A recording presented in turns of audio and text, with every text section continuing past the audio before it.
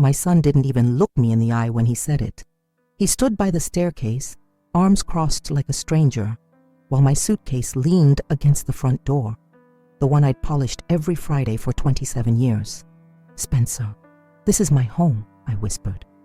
He shrugged. "It was. You raised me, yes, but you didn't earn the right to ruin my marriage or my peace." My knees trembled. I reached for the wall, more for memory than for balance. Behind him I could see Elaine, my daughter-in-law, sipping coffee from the mug I gave her last Christmas. She didn't flinch. She smiled. All the pictures on the mantel, birthdays, graduations, even Spencer's wedding, still had my face. But suddenly, I didn't belong in any of them. The silence was crueler than the words. If you've ever been disrespected by someone you love, this story will speak to your heart.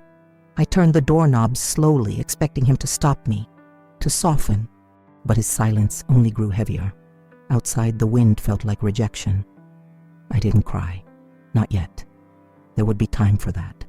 But as I stepped off the porch, I saw something that made Spencer freeze. A black limousine was waiting at the curb.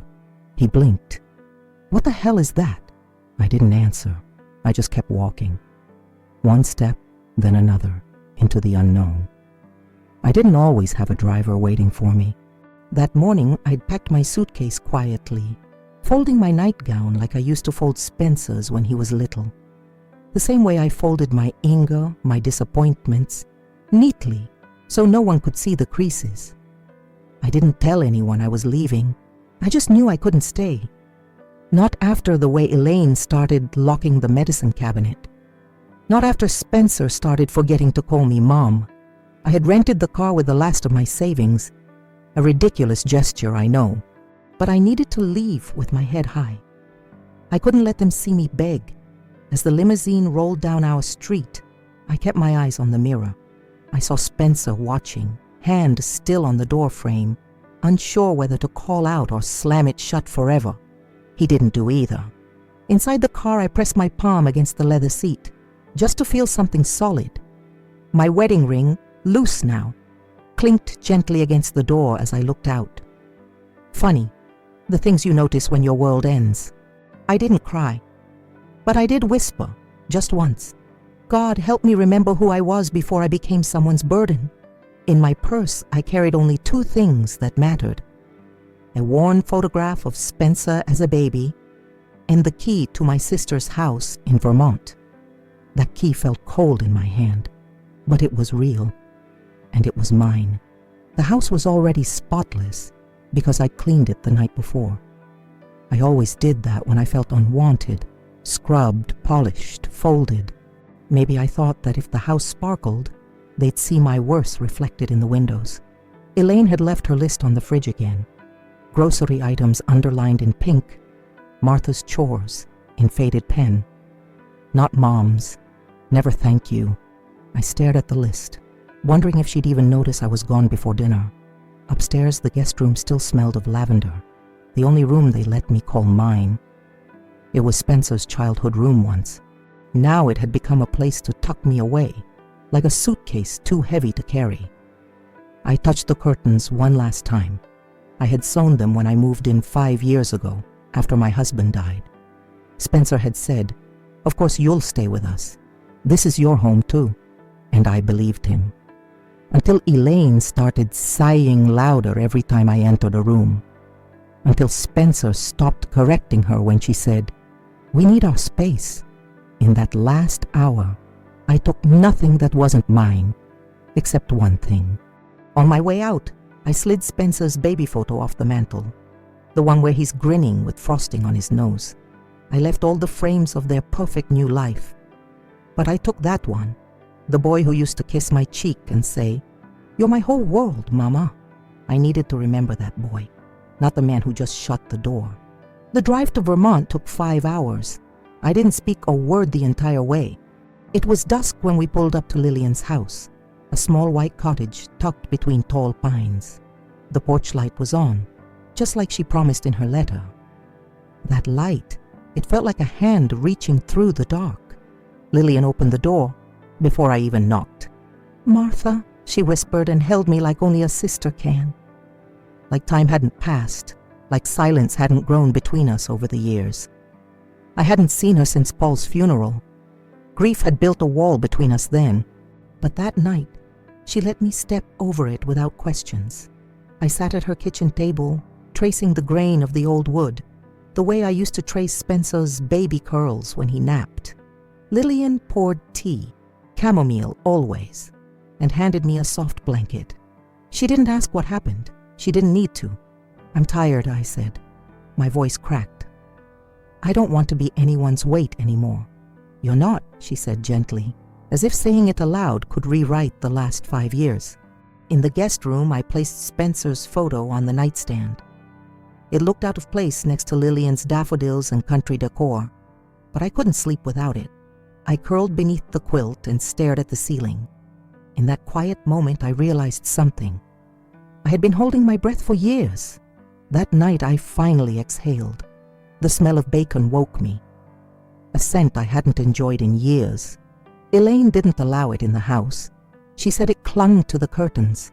Lillian stood at the stove, humming softly, wearing the same navy robe she'd had since our mother died.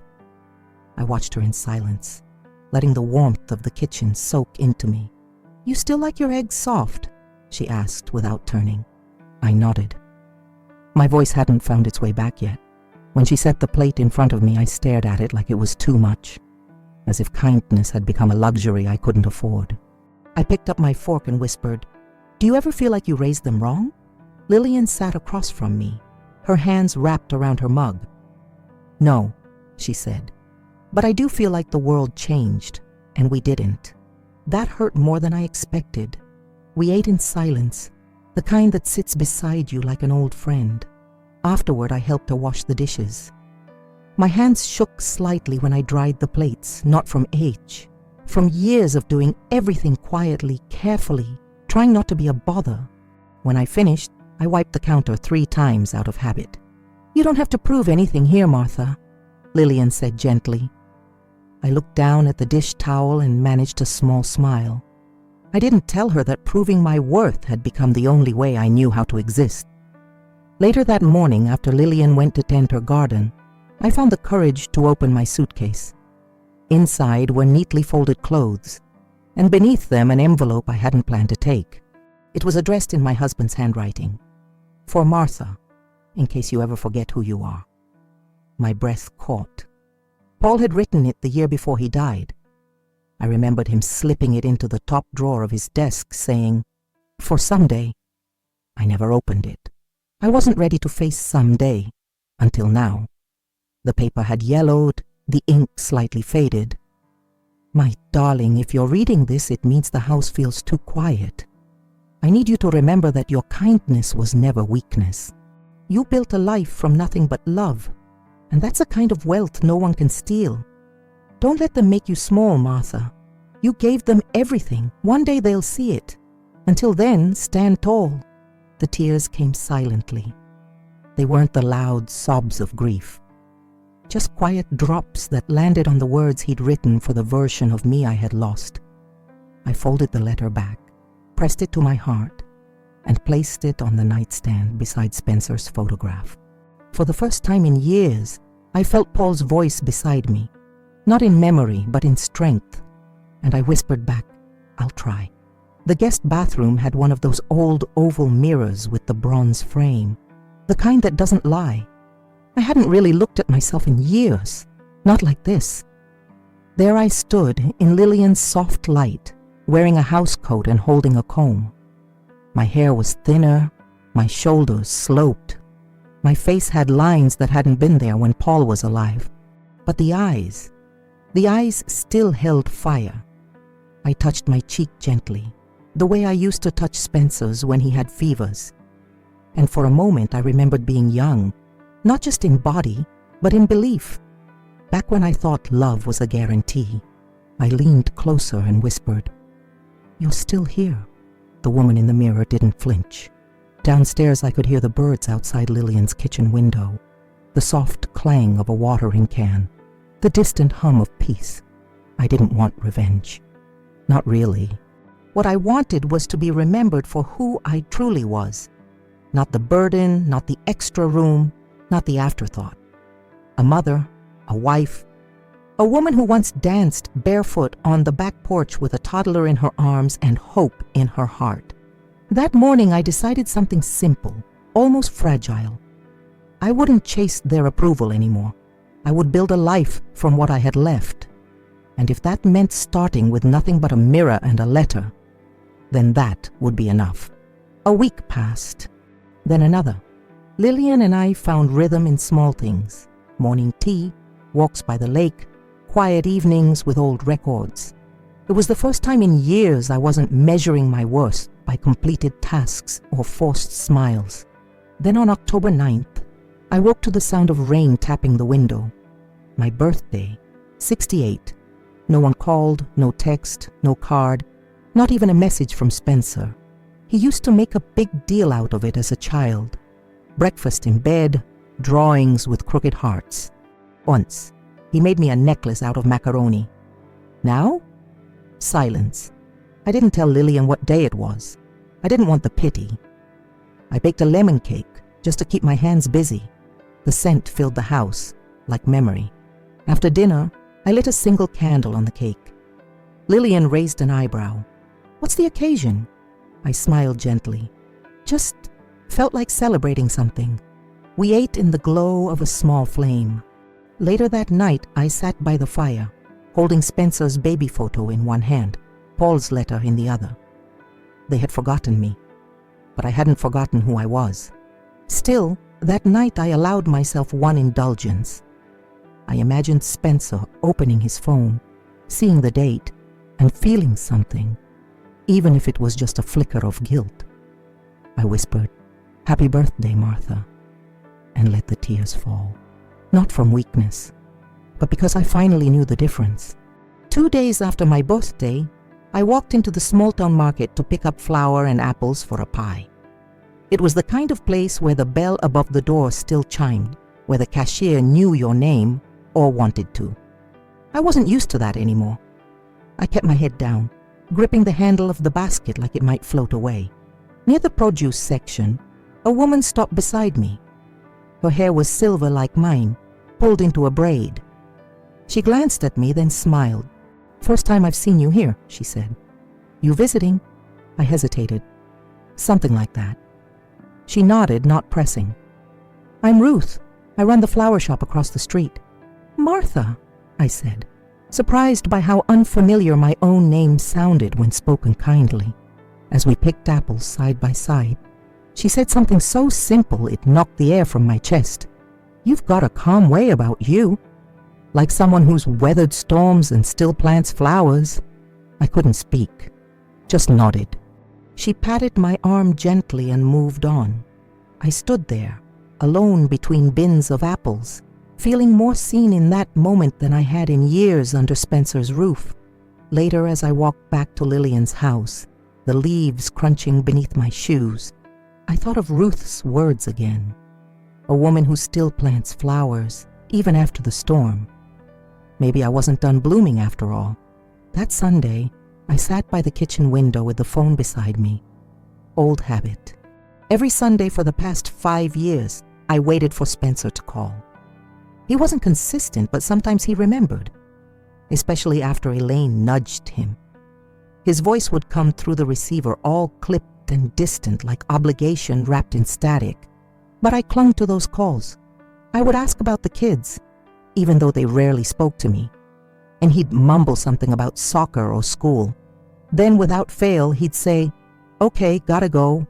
And I'd say, "I love you, Spencer." Sometimes he'd say it back. Most times he didn't. This Sunday I waited again. Silly, I know. The phone stayed silent. Lillian noticed. She didn't say anything. She just placed a warm muffin beside my tea and kissed the top of my head. A gesture that spoke more than any phone call could. I stared at the phone until the sun moved across the window pane. Until it became clear, he wasn't going to call. Not today, maybe not ever again. And strangely, something in me didn't shatter. It shifted. Because I realized I didn't want to be remembered out of guilt. I wanted to be remembered with love. I pushed the phone away gently, opened Paul's letter again and whispered. I'm still standing. Outside, a bird landed on the sill. Small, still, watching me like it knew. I nodded. I'm still here. A week later, Lillian brought in the mail and paused at the door. Her brow furrowed. Martha, something came for you. She handed me a thick ivory envelope, the kind Spencer used for formal events. My name was written in his handwriting, not Mom, just Martha. I stared at it for a long time before sliding my finger under the flap. Inside was a folded invitation. You are invited to celebrate the christening of Charles Paul Sinclair, October 29th at 2 p.m., St. Augustine's Church, Hartford. My hands went cold. Charles, the baby I hadn't even known, was born. Paul's name, used like a tribute, as if the man Spencer had ignored in death suddenly became useful for decoration. There was no note, no apology, just directions, a dress code, and a list of preferred gifts. They hadn't told me, not about Elaine's pregnancy, not about the birth. Nothing. I felt my pulse in my ears, the paper trembling in my hands. Lillian sat across from me. You okay? I nodded too quickly. But inside I felt something break. Not with tears, not yet, but with silence. That they could name a child after the man who taught Spencer how to be gentle, and then erase me like I'd never existed. That was a different kind of cruelty. I folded the invitation and placed it beside the letter from Paul. Then I said softly, they think I'll come to sit in the back row, unnoticed. I looked at Lillian. They're wrong. That night I went up to the attic. Lillian's attic was filled with the scent of cedar and dust, the kind of smell that holds memories more than mold. I climbed the creaky steps, my fingers brushing boxes marked Christmas, books, Mom's things. In the far corner, beneath a wool blanket, I found it. My old navy blue coat. It was the one Paul gave me on our 25th anniversary. Soft wool with satin lining and a tiny embroidered M on the inside pocket. He said it made me look important, like someone who deserved to be seen. I hadn't worn it in years. When I moved in with Spencer and Elaine, I packed it away. Elaine said it was too formal, and Spencer joked it made me look like I was going to a funeral. I almost gave it away once. Almost. I pulled it from the box, shook out the folds. The scent of my old perfume still lingered faintly. Lavender and something softer, like thyme. In the mirror at the end of the hall, I tried it on. It still fit. The weight of it on my shoulders felt like a memory pressing into my spine. Not heavy, but real. I smoothed the sleeves and looked at myself long and hard. They thought they had shrunk me. But I had only folded myself small to fit in their world. And now I was unfolding, coat by coat, breath by breath. 3 days before the christening, I laid the coat across my bed and sat beside it, heart pounding. Not from fear, from choice. Lillian watched me from the doorway. Are you sure you want to go? I nodded slowly. Not to be seen, but to see. She didn't ask what I meant. That's the gift of a sister, understanding the unspoken. In town, I bought a simple navy dress that matched the coat, nothing flashy. I chose pearl earrings, the ones Paul gave me when Spencer was born. I hadn't worn them in years. That evening, I dressed quietly. It felt strange looking in the mirror and not seeing a servant, not a shadow, but a woman. I practiced my walk, not stiff, not proud, just steady. At one point, I stood at the top of the stairs in full outfit, and Lillian clapped softly. You look like a judge, she said with a smile. No, I replied. I look like someone who remembers her worth. I pulled my hair into a soft bun. My hands didn't tremble, not this time. That night I laid everything out, coat, dress, shoes, earrings, like sacred items. This wasn't about reclaiming a seat at their table. It was about reclaiming the parts of me they tried to erase. And when I finally turned out the light, I whispered to the ceiling, You named your child after his grandfather. Let's see if you remember who his grandmother is. The morning of the christening arrived with gray skies and a slow drizzle, soft, not threatening, the kind of rain that washes, not destroys. I stepped out of the car with care, my coat buttoned, my heels low, my breath steady. The church stood tall and cold before me, the way churches often do when you're not sure if you're welcome. People were already arriving. Family, friends, strangers in polished shoes and soft whispers. I didn't see Spencer or Elaine yet, but I didn't need to. I wasn't here for them. I was here for me. As I entered, the scent of old wood and candle wax filled my chest. Memories flooded in. Spencer's baptism, Paul's funeral, even the Christmas plays where I ironed his shepherd costume at midnight. I walked down the aisle slowly, heads turned. Some recognized me, eyes widening in polite shock. Others didn't, just a woman in blue with a calm expression and something regal in her spine. I chose a pew near the middle, not in the back, not hidden, middle row, center aisle, where I could see and be seen without shame. No one came to greet me. That was fine. I sat in silence, my hands folded over Paul's letter, tucked neatly into my coat pocket. Just touching it reminded me I belonged. Not because they invited me, but because I never stopped being part of the story. Even if they tried to write me out. They entered from the side, Spencer in a dark gray suit, Elaine in ivory with a baby on her hip, glowing like a statue carved from cold stone. He didn't see me at first. He was too busy scanning the crowd, adjusting his cuff, nodding at a cousin. His smile was practiced, polished, the kind of smile men wear when their life looks good on paper. Then as they walked toward the altar, his eyes swept the room and landed on me. He stopped mid-step. I saw it, the brief flicker behind his eyes. Not guilt, not warmth, something closer to discomfort, like a man spotting a childhood toy in a museum and not knowing how to feel. Elaine turned to him, confused. He muttered something and kept walking. I didn't look away. I held his gaze for 2 full heartbeats, then turned my attention forward, as if he were just another face in a room I had already forgiven. He didn't come to me. He didn't have to. His silence was louder than any apology. As the priest began the ceremony, I watched the baby, Charles Paul, sleeping soft, unaware of the weight stitched into his name. I wondered what kind of man he'd become, if he'd remember kindness, if he'd ask one day, "Who was Grandma Martha?" And I hoped someone would answer, "She came to your christening in the rain and sat like a queen."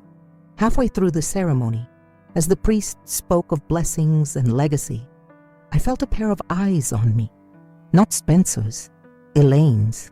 She turned her head slow and deliberate, as if checking for a stain in the fabric of her perfect day. When our eyes met, hers narrowed, not in shock, but calculation, the way someone looks at a piece of furniture they thought they'd already thrown away.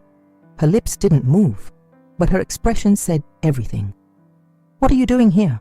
I tilted my head slightly, not with defiance, but with something far more disarming. Peace. I didn't flinch. I didn't glare. I simply looked at her like I once did the first time she cried in my arms after their engagement party. Back when she let herself be human, she looked away first. The baby stirred in her arms, letting out a soft cry. And for a moment Elaine seemed rattled, like something had cracked in her perfect shell. It was brief, but I saw it. And I wondered, had she ever truly known what it meant to love without condition? To serve without tallying favors? To be a mother, because one day her child might speak to her the way Spencer spoke to me. And that's a silence no woman forgets. As the priest lifted the child and blessed him with water, I folded my hands again, and silently I prayed. Not for Spencer, not for Elaine, but for the child. That he would grow up softer than the world that raised him. People poured into the hall next to the church. laughter, polished shoes on tile, champagne flutes clinking. Elaine beamed beside the cake table, all white roses and scripted icing. Spencer stood like a figurehead beside her, arms stiffly around her waist. I stayed at the edge of the room, invisible yet undeniable. Some relatives offered brief nods, unsure whether to smile or pretend they didn't know me. A few approached, distant cousins with tight smiles, small talk trembling in their throats. "Long drive, huh? You look well," I answered gently without bitterness. I was not here to shame anyone. That wasn't the kind of justice I believed in. Then I saw Spencer watching me from across the room. He took one step forward, then hesitated. His fingers flexed, like he was preparing for a conversation he didn't want to have. Behind him, Elaine noticed and placed a possessive hand on his arm. That was enough. He turned away. Not a word, not even a hello. Just like that, I disappeared again. Not to the room, but to him. I excused myself and walked outside. The sky had cleared. The pavement still glistened, but the rain had passed. Standing beneath the church's arch, I pulled Paul's letter from my coat pocket. "I came," I whispered. "I saw the life they made without me, and I survived it." In the quiet, I felt it rise within me, not pride, not anger, but clarity. This chapter wasn't about being welcomed back. It was about walking out whole. The driver opened the car door without a word. He didn't ask questions. That kind of silence is a kindness. The kind I hadn't known I needed until I slipped into the leather seat and closed the world behind me. As the limousine pulled away from the church, I looked out the window one last time. People gathered on the steps, laughing, posing for photos. Spencer stood beside Elaine, one hand on the stroller, the other in his pocket. He didn't look back. I didn't expect him to. But I saw the way he shifted his weight, slightly toward the street, toward the car pulling away. A flicker of doubt? Regret? Maybe. But I didn't need it anymore. Inside the car, I placed Paul's letter on my lap. It felt heavier now, not with sadness, but with truth. The driver glanced at me through the mirror. "Back to Vermont, ma'am." I met his eyes. "Yes, back home." I rested my head against the seat, watching the city blur into countryside, buildings soften into fields. As the miles passed, so did the weight I had carried for too long. They didn't apologize. They didn't even say my name. But I had walked into their celebration with dignity, wearing the coat they once mocked. And I walked out untouched. Not every story needs a confrontation. Some just need a return. To peace. To self. To a place where your name is spoken without shame. 2 mornings later, I was back in Lillian's kitchen, slicing apples for a pie. The radio hummed an old tune, and the light through the window fell soft across the counter. My hands moved without thought. Peel, slice, stir. It felt good to make something that asked nothing from me. Then the phone rang. Not the landline, my cell. I stared at the screen. Spencer. The name blinked like it wasn't real. I didn't answer right away. I let it ring once, twice, 3 times. Then I picked up. "Martha," he said. Not Mom, just Martha. His voice was strained. He paused too long. "I saw you at the church," he said. "I didn't know you were coming." "I was invited," I replied, calm. He cleared his throat. "Elaine didn't. We didn't think." He trailed off. I let the silence grow roots. Finally he said, "The car. That wasn't necessary." I smiled faintly. Neither was forgetting my birthday. More silence. Then quietly, almost like a memory, "You looked strong." That made something crack, but I held steady. "I am," I said. He didn't apologize. He didn't beg. But he whispered something that caught me off guard. "Charles reached for you. I don't think you noticed." Tears welled in my eyes. "No, Spencer." I noticed. And for the first time in years, we breathed the same air. Not as mother and son, but as 2 people finally seeing the spaces between them. He didn't hang up. and neither did I. That evening, after the call ended, I sat in the living room with Lillian, the fire humming low and steady. I held Paul's letter in my lap again, not reading it, just feeling its presence. Lillian knitted in her chair, eyes soft. "You okay?" I nodded. He called. She didn't ask what he said. She didn't need to. Instead, I stood and walked to my room. On the nightstand sat the photo I had taken from their mantel. Spencer, at 3 years old, frosting on his nose, holding a paper crown on his head. I ran my fingers across the glass, then carefully opened the back of the frame. Inside, tucked behind the photo, was something I had forgotten I hid there. A note Paul had scribbled on a napkin during Spencer's high school graduation. He made it, love, because of you. I stared at those words for a long time, then took a picture of both, the photo and the note. I sent it to Spencer. No message, no caption, just truth. A few minutes later, my phone buzzed. Typing, then it stopped. No reply came, and that was all right, because some things don't need answers, only witnesses. I placed the photo back on the nightstand, beside Paul's letter. In that quiet room, with no applause and no audience, I felt something shift inside me. Not closure, not yet, but a thread stitching its way through the torn fabric. 3 days passed. Each morning I walked down the gravel path to Lillian's mailbox. Most days, it held only circulars and bills. But on the 4th morning, tucked between a catalog and an envelope from the electric company, was a letter. Handwritten, no return address. But I knew that script, Spencer. My hands trembled as I opened it right there on the porch, the wind playing gently with the edge of my coat. "Mom, I don't know why I couldn't say it at the church. Maybe because I didn't know what to say. Maybe because I didn't know how to be small in front of the woman who raised me. You were never a burden. I let myself believe things that made my life easier to manage. Not truer, just quieter. When I saw you walk into that church, I remembered who I was, who you made me. I don't know if I deserve a second chance, but I'd like to try. Love, Spencer." The words blurred in front of me as tears filled my eyes. Not from pain this time, but release. He said, "Mom," not Martha, not formally, not awkwardly. "Mom." I folded the letter with care, pressed it to my chest, and closed my eyes. The wind picked up, brushing my cheek like a memory.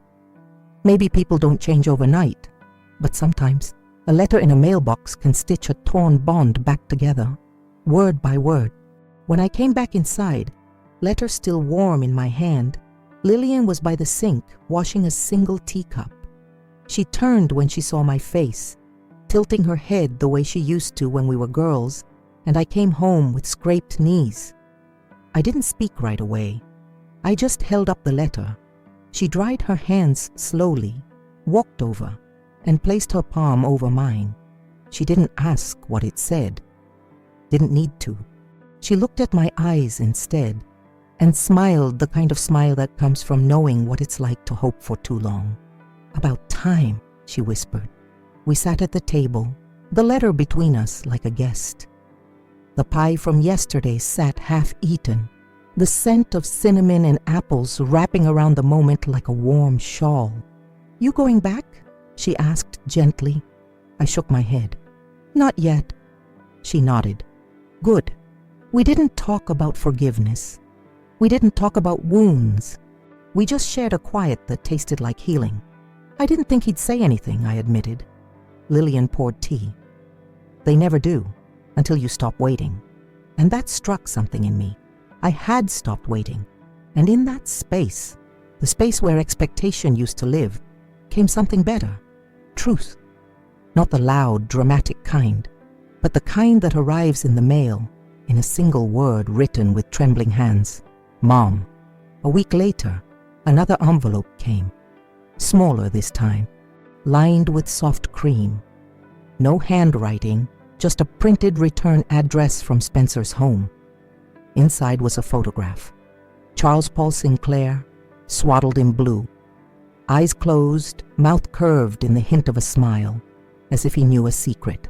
On the back, written in Spencer's handwriting, less shaky this time.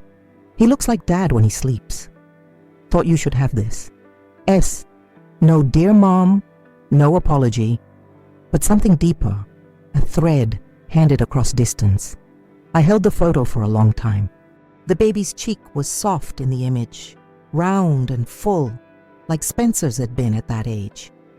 His tiny hand curled near his mouth, already looking like he had opinions about the world. I placed the photo on the mantel above Lillian's fireplace, right beside Spencer's baby picture, the one I'd brought with me. The resemblance was unmistakable. Lillian noticed it too. He's got Paul's chin, she murmured, standing beside me. I nodded. And Spencer's mouth. She looked at me. You gonna frame it? Not yet, I said. I'm still deciding if it's a gift or a question. Lillian didn't press. She never did. That night before bed, I picked up both photos, father and son, and held them together. So much time between those two faces. But somehow, the space between them was starting to close. It was a Sunday.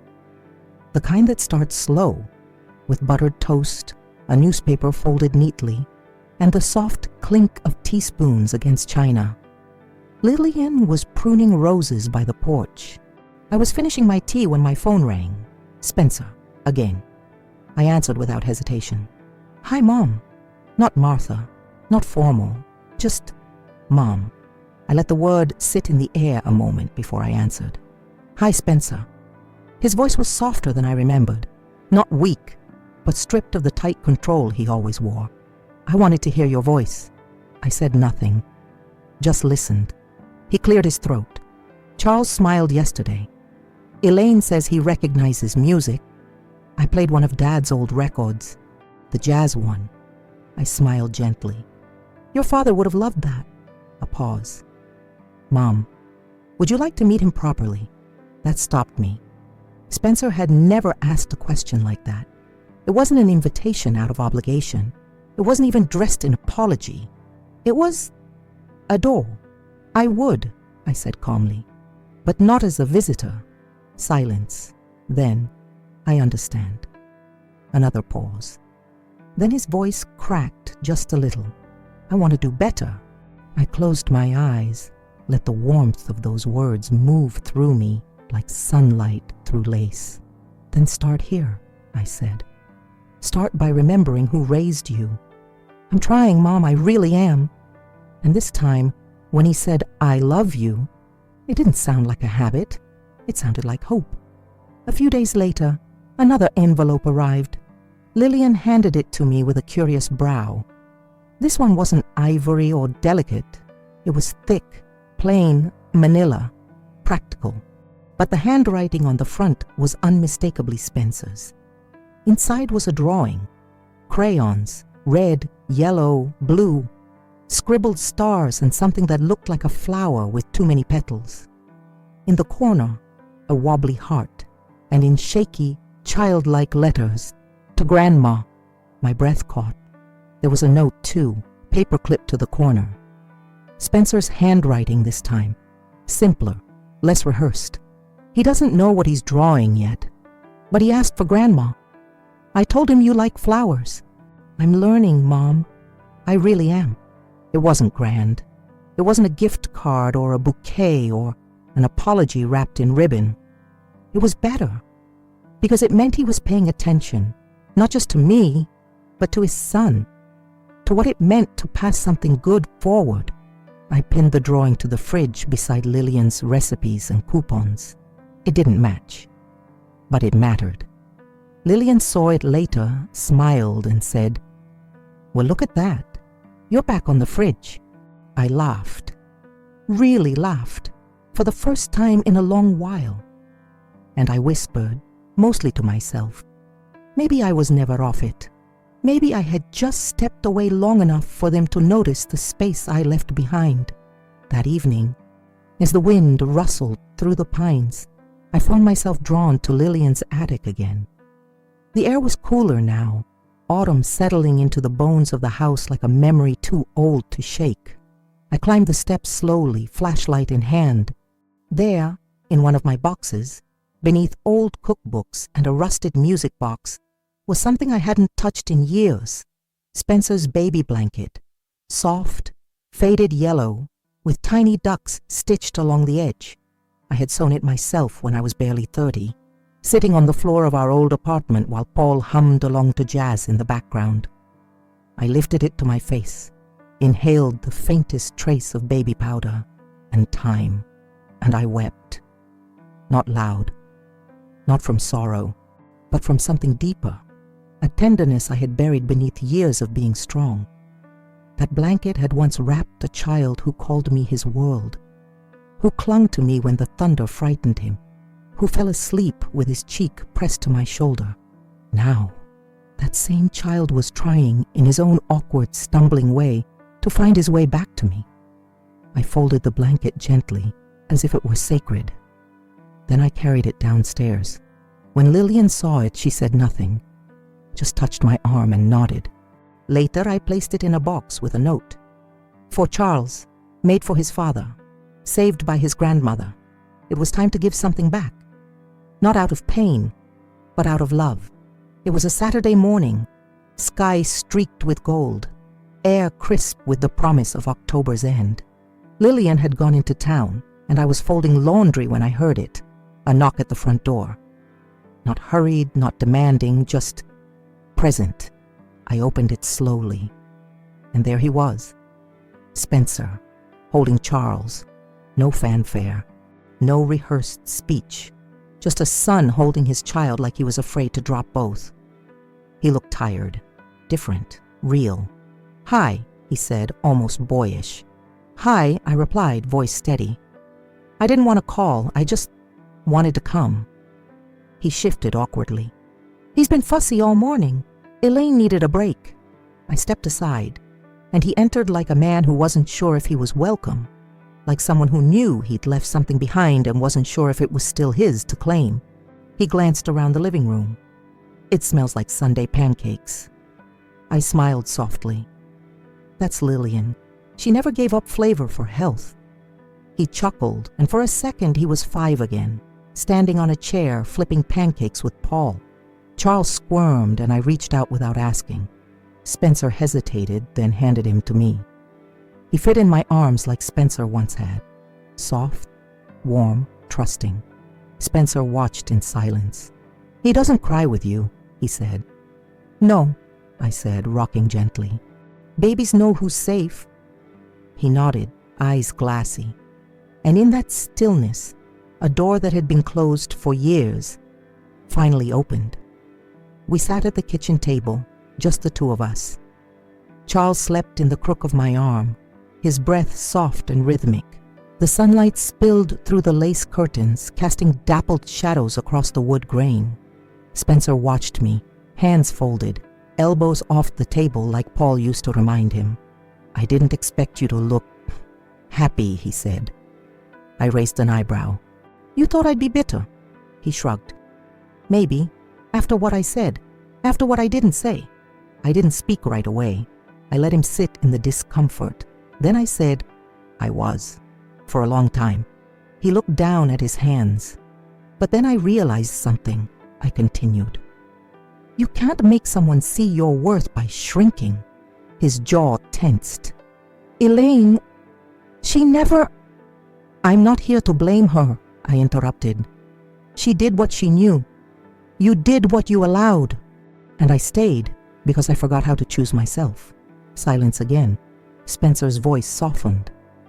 "I think I hated how much I needed you. That struck something deep, not as a wound, but as truth." "I know," I whispered. He blinked fast. "I didn't mean to throw you away." I looked at him, tears pooling but not falling. "You didn't throw me away, Spencer. You left me standing at the edge, and I had to decide whether to fall or walk away." He nodded. "You walked," he said. "Yes," I replied, and it saved me. After the conversation, I brought out the box I'd packed days earlier, the one with Spencer's baby blanket and the note I had written for Charles. I placed it gently on the table between us. Spencer looked at it, then at me. "I remember that," he said quietly. "You used to wrap me in it after baths. And after bad dreams," I added, smiling faintly. "You always asked for it when you were sick." He opened the box slowly, lifting the blanket like it was something fragile, reverent. His thumb brushed over the edge where the stitching had started to come loose. Years of wear, love, and memory etched into every thread. He read the note silently, lips moving slightly. "For Charles," he murmured. "Made for his father. Saved by his grandmother." He pressed the fabric to his face, not dramatically, just enough for me to see it meant something, something real. "I want him to know you," he said finally. I nodded. "Then bring him. Let him grow up knowing that love doesn't disappear. It just waits." Spencer exhaled shakily. "I've been so ashamed." I reached across the table, my hand on his. "Shame grows in silence, but healing starts here." He squeezed my hand gently. There were no grand declarations, no swelling music, just a blanket between us, once wrapped around a baby boy, now folded into a promise between a mother and the son who almost forgot her worth. The next weekend, Spencer returned, this time with the car seat already latched in the back and a diaper bag slung over his shoulder. No fanfare, no announcements, just action. "I thought maybe," he said, glancing at the gravel beneath his feet, "we could drive back together just for a visit, so Charles knows both his homes." The word homes caught me off guard. I looked at Lillian, who was pretending to water her violets but was clearly listening. I turned back to Spencer. "Do you want me to ride with you?" He met my eyes. "No," he said softly. "I need you to." The ride was quiet at first. Charles dozed off quickly, his tiny fists balled against his chest. I sat in the front seat, fingers laced in my lap. Spencer drove like Paul used to. One hand on the wheel, window cracked just a little for air. As we passed the familiar signs and towns, he spoke. "Elaine's trying," he said. "She's not warm, but she didn't stop me from coming." I nodded. "That's a beginning. We didn't solve everything on that ride, but somewhere around the third hour he reached over and turned on the jazz station. Paul's favorite. "Thought he'd like to hear this," Spencer said, eyes still on the road. I looked back at Charles. His tiny foot twitched in rhythm, and I smiled. Sometimes healing doesn't come as a storm. It comes as a quiet car ride, with music and miles and the sound of trust returning. When we pulled into their driveway, I felt the old ache return. That fear of walking back into a place where I'd once been cast out. The house looked the same. The porch light flickered like always. Elaine stood in the doorway, holding it open but not stepping out. She didn't smile, but she didn't scowl either. Just waited. Inside, the scent had changed. Softer, gentler. No harsh cleaners or sterile quiet. There were toys in the corner. A sweater draped over a chair. Spencer carried Charles up the stairs, and I followed, heart steady but slow. He stopped at the guest room door. "Not here," he said, then turned and opened the room next to it. It used to be a storage room. I remembered boxes, old curtains, dust.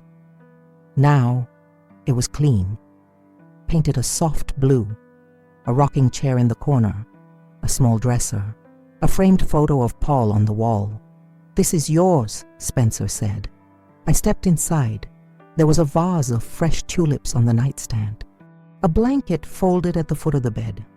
Not my old one, but new, warm, thoughtful. Elaine appeared in the doorway. "I didn't know what you'd want," she said quietly. "But I thought maybe it should feel like home." It wasn't an apology, but it was a beginning. I turned to her, nodded once, then sat gently on the bed. For the first time in years, I was in their house, and I wasn't temporary. I was expected. The house settled into silence that night, soft and unsure, like everyone was holding their breath. I stood at the window of my new room, watching the porch light glow under the moon. It flickered once, then steadied, like it was deciding to stay on. Spencer passed by in the hallway once, carrying Charles in his arms, bouncing him gently. He didn't say anything, but when our eyes met, he smiled, the kind of smile that carries more weight than words. Elaine never came up. But someone had left a cup of chamomile tea outside my door. I sat in the rocker, slow, steady creaks in the wood, with the photo of Paul now resting on the dresser. He seemed to look at me, amused. "Would you believe this?" I whispered. The house was quiet, but not the lonely kind. It was the kind of quiet that lets you hear the turning of hearts. Later, as I slipped into bed, I noticed something else. A note tucked beneath the pillow. Not from Spencer, from Elaine. "He smiled more with you in one day than he has all week. Maybe I was wrong. Maybe we both needed to grow." I stared at the note for a long while. Not angry, not triumphant, just human. I placed it beside Paul's letter and Charles's drawing on the nightstand. 3 pieces of love in 3 different languages, and I finally fell asleep without a single ache in my chest. Morning came with the scent of cinnamon and something baking. I walked downstairs expecting to find Lillian, and for a brief, confused moment I almost called out for her. But this wasn't Vermont. This was Spencer's kitchen, and standing there in front of the stove was Elaine. Hair still damp, apron tied wrong, batter on her wrist. She looked up when she saw me. "I didn't know if you were still asleep." "I was," I said gently, "but it smells too good to ignore." She motioned toward the table. "I made French toast. Spencer said it used to be your favorite. It still is." We stood there awkwardly for a moment. The silence wasn't cold, but cautious, like 2 women trying to speak the same language from different continents.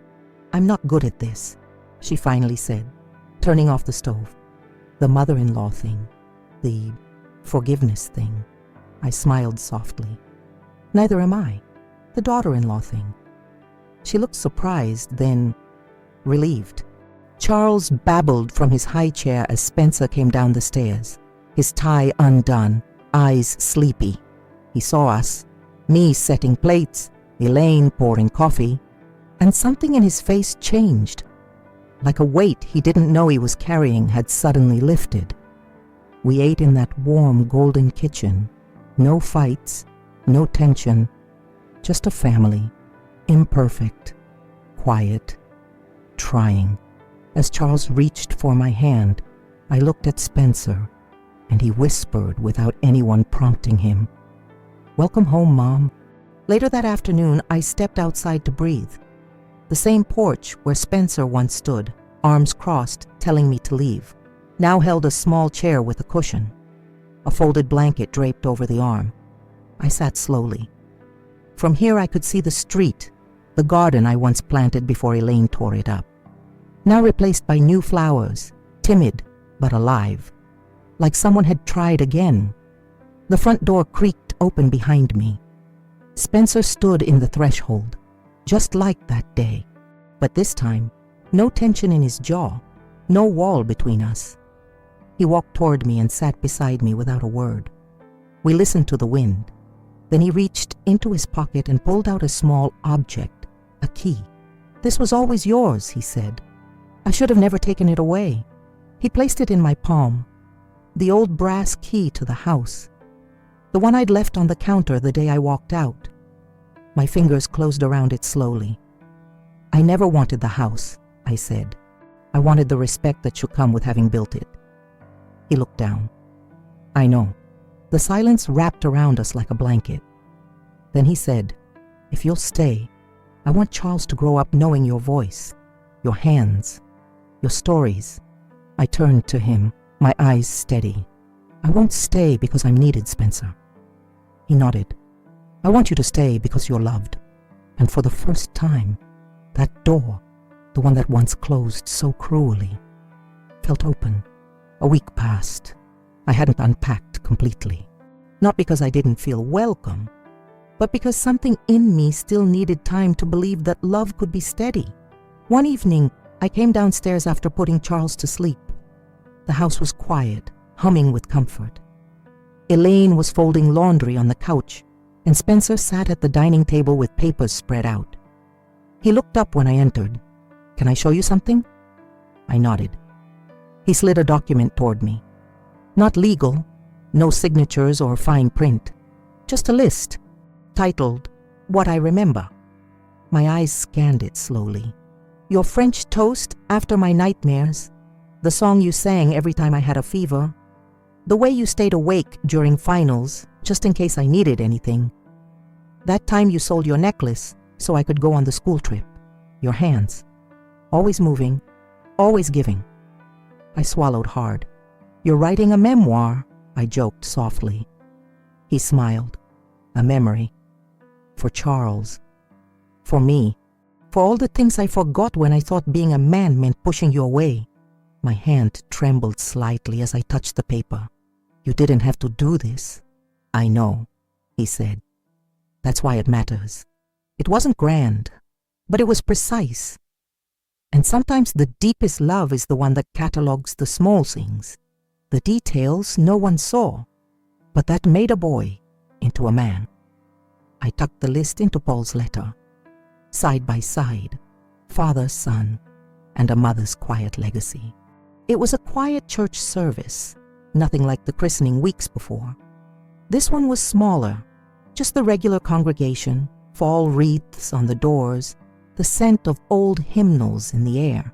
Spencer insisted on going. "We'd like you to come," he said. "As a family." He didn't need to say more. Elaine dressed Charles in a soft gray cardigan. Spencer held him in his arms as we entered. Heads turned, not out of scandal this time, but familiarity. At the pew, Spencer did something unexpected. He looked at the woman sitting behind us, a kind older member of the church who once knew me only as Spencer's mother in passing. "This is my mom," he said. "Martha Sinclair." My heart stilled. It wasn't the words themselves. It was the way he said them. No hesitation, no shame, no formality, just presence. Elaine nodded softly beside him, her hand resting on my arm for the briefest moment. During the closing prayer, Spencer reached for Charles, then turned to me. "Would you like to hold him?" I took him gently. His warmth nestled into me like a soft exhale. I looked down at the child named after the man who once lifted me from nothing, and now held the second chance I never expected to live long enough to see. We walked out together, not in front of the crowd, not behind them, but as a family, side by side. No one needed to say it. I belonged. One morning, Elaine knocked gently on my door. She held a packet of tulip bulbs in her hand. "You once said you missed the old garden," she began. "I thought maybe we could plant something new." The words were unsure, her voice softer than I'd ever heard it. I followed her outside, hands in my coat pockets. The backyard looked different now, less curated, more open, like it had let go of trying to impress. Spencer joined us with Charles strapped to his chest, humming softly as he carried a small trowel. We knelt in the dirt, the three of us, like time had folded itself into this moment. I pressed the bulbs into the earth gently, one by one. Elaine worked beside me, silent but present. At one point our hands brushed. She didn't pull away. Spencer dug deeper patches, then paused to rock Charles when he fussed. "He likes the sound of your voice," he told me. "He knows love when he hears it," I replied. The sun warmed our backs. The scent of soil, fresh and forgiving, filled the air. We planted 12 tulips. One for each year I stayed longer than I should have. One for each wound that turned into wisdom. One for every prayer I whispered into silence. When we finished, Elaine stood and wiped her hands on her jeans. "Thank you," she said. I looked at her. Woman to woman now, not rivals, not roles. "Thank you," I whispered. Because this time, they weren't burying something. They were planting it. That evening after dinner, I stepped out onto the porch alone. The same porch where Spencer once stood tall with rejection in his voice. The same porch where I once walked away with trembling hands and a black limousine waiting at the curb. But now, there was no suitcase, no silence behind me, just the low hum of dishes being washed, Charles cooing upstairs, and laughter, faint but real. I sat on the old wicker chair, a cup of tea in hand, and looked at the front door. It was open, not wide, not dramatic, just ajar, enough to let light spill onto the floorboards, enough to let voices drift out into the night. And I realized I no longer had to knock to be let in. I was already inside, not because they owed me, not because I forced my way back, but because dignity opened doors far more powerfully than pride ever could. The same home that once cast me out now carried the sound of my lullabies, the warmth of my footsteps, the quiet steadiness of a mother's presence, not demanded, but felt. Elaine called softly from inside, "Martha, tea's getting cold." "I'm coming," I said. But I didn't move right away. I let the moment sit in my chest, rich, still, full. And as I looked at the door, half open and waiting, I whispered to the stars, "This time, I'll walk back in on my terms." It became a ritual.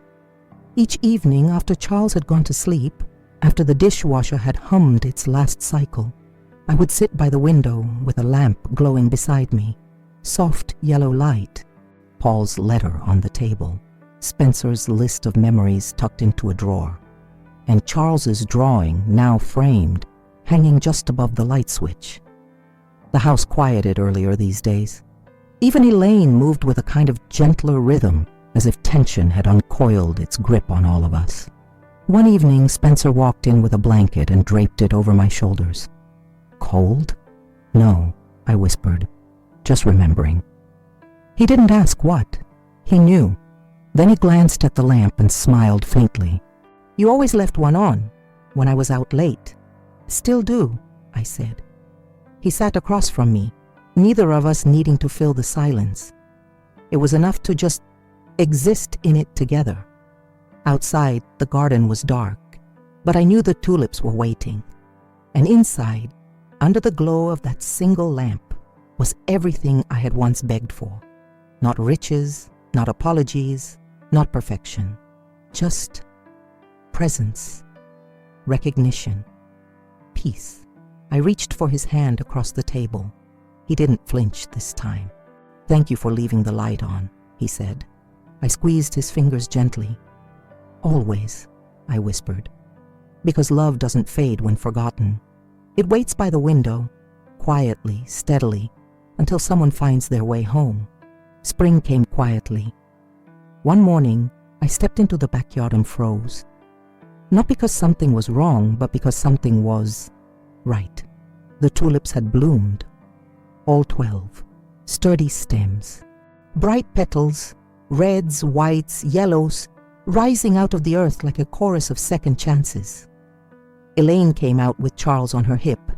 He reached toward the flowers, eyes wide with wonder. "Are they grandma's?"